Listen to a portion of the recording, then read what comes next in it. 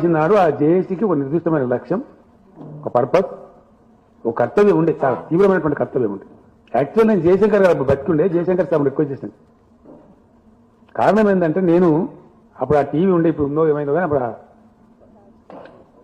కాదు G news అనే దానికోసం వాళ్ళు పిలిస్తే నేను దానికి డిబేట్ కోసం పోతుంది.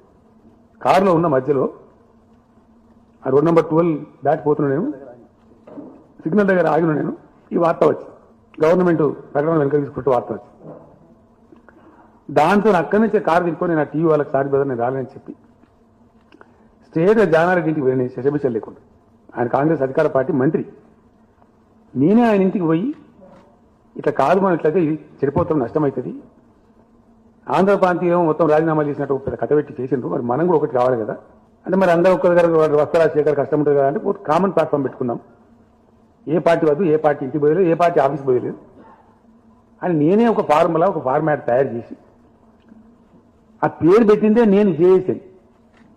అందరికి వచ్చే వెసులుబాటు ఉండాలి, కామన్ ప్లాట్ఫామ్ ఉండాలి, అన్ని రాజకీయ పార్టీలు రావాలి, తెలంగాణ రాజకీయ నాయకత్వం ఒకటి కావాలి, ఆ శక్తి ప్రోధి కావాలని పెట్టింది.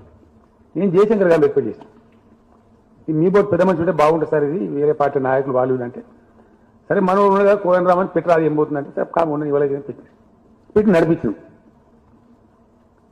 అన్ని కార్యక్రమాలకు, ఈ కార్యక్రమం ప్రతి కార్యక్రమానికి రక్తం బొట్టు రంగరించి అవసరమైన ప్రతిసారి పదవులు ఇట్లా గడ్డిపోసలాగా తృణీకరించి కంప్లీట్ త్యాగాలు చేసుకోవడం. ఎన్ని రాజీనామాలు చేసినాం మేము, ఎన్ని పదవులు రాజీనామాలు చేసినాం. బండి కింద కుక్క ఓతులు నేనే మొత్తున్నాను కదా బండిని, అట్లా అనుకుంటారా? 2001 నేను పెట్టినాడు ఎక్కడన్నారు వీళ్ళంతా ఉన్నారు ఎవరన్నా?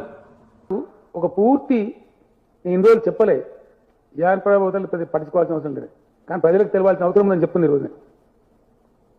ఒరే పని ఎప్పుడు అవుతా నమ్మే పరిస్థితి ఉంటుంది, అబద్ధాలు కూడా. టీఆర్ఎస్ ఎడలో పూర్తి విషపూరితమైన వ్యక్తిత్వం, ముందు నుంచి కూడా టీఆర్ఎస్ వ్యతిరేకి.